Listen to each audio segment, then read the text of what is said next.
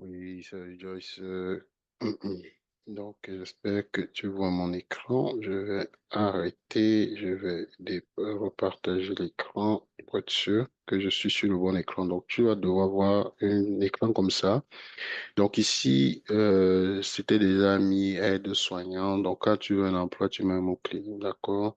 Si comme là, c'est déjà filtré aide-soignante, tu peux aller regarder Alberta. Si tu n'es pas bilingue, tu décoches tout ce qui n'a pas trait au Québec. Au Québec, tu as juste une seule offre d'emploi.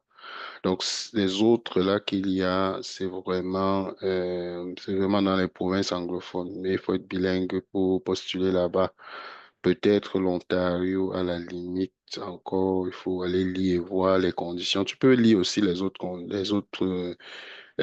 conditions dans les autres provinces, mais la province qui est la plus bilingue, c'est le Québec. D'accord? Donc, qu'est-ce que tu fais? Tu pars regarder l'offre d'emploi. Donc, si je décoche tous les autres, je suppose que c'est des provinces anglophones. Donc, les gens qui sont des anglophones, là, ils ont plus de chance. Donc là, tu vas avoir une seule offre aide-soignante au Québec. Donc, quand tu vas là-bas, tu vois, c'est publié le 6 août.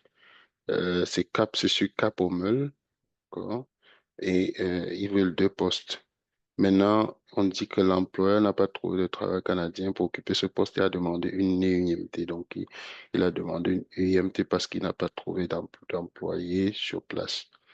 Donc, on dit ici, ne postulez pas si vous n'êtes pas autorisé à travailler au Canada. Ce n'est pas grave parce que là, il a fait une demande de IMT.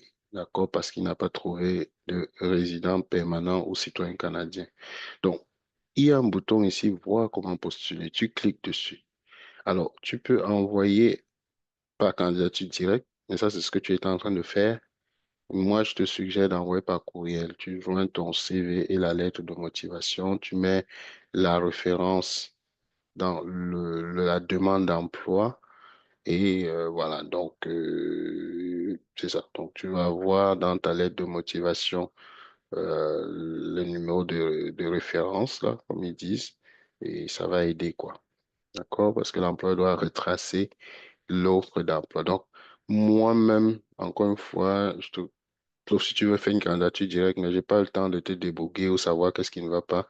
Je te suggère fortement d'envoyer et envoie ça avec un mail professionnel, avec ton nom, pas un mail bizarre. Donc, si possible. Tu as vu, eux-mêmes, ils ont mis ici info.clinique pédiatrique. Donc, quelque chose, ton prénom, ton nom et Gmail de préférence, si tu as Gmail. Donc, voilà, c'est ce que je voulais te dire. Donc, le seul poste, c'est sur Cap-au-Meul. Mais si tu veux aussi mon conseil, tu peux travailler ton niveau d'anglais de sorte à être apte à avoir au moins un niveau B2 dans un test comme un test d'anglais, IELTS et tout. Comme ça, tu seras au moins éligible à postuler dans les autres provinces. Donc, si on part, par exemple, regarder l'Ontario, la seule offre qui est en Ontario là-bas, c'est à Mary Street, dans Barrie, que c'est les mêmes choses. Là, on va voir, voilà. Donc, peut-être que c'est francophone, on ne sait pas, mais allez d'en voir comment postuler. Si on fait candidature directe, quand il va demander d'ouvrir une session, c'est compliqué. Je te dirais, va voir, il y a écrit, envoie le CV et la lettre de motivation à cette adresse, agnès.neximcare.ca.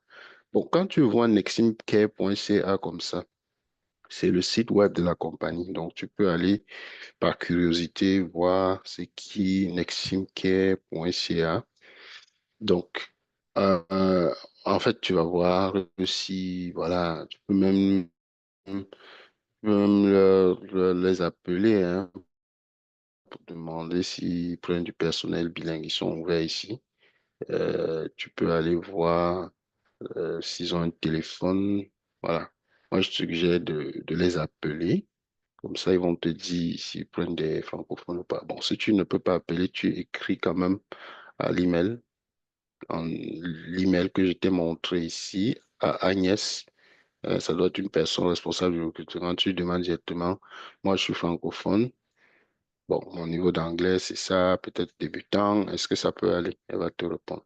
Donc voilà un peu.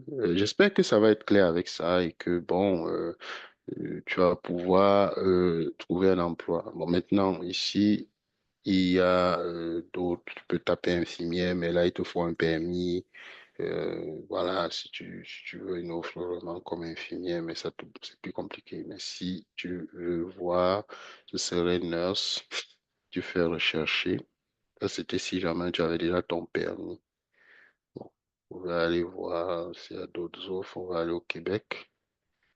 On voit préposé aux bénéficiaires. Alors, tu vois qu'il n'y a pas seulement aide-soignante. Il y a aussi le symbole préposé aux bénéficiaires. Aide-soignante, c'est un titre.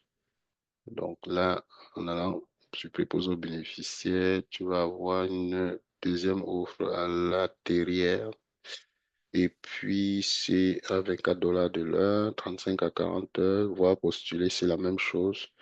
Là, ici, bon, ils te demandent de les téléphoner, il n'y a pas d'email, il faut les appeler. D'accord? Puis, tu peux leur demander leur email en les appelant.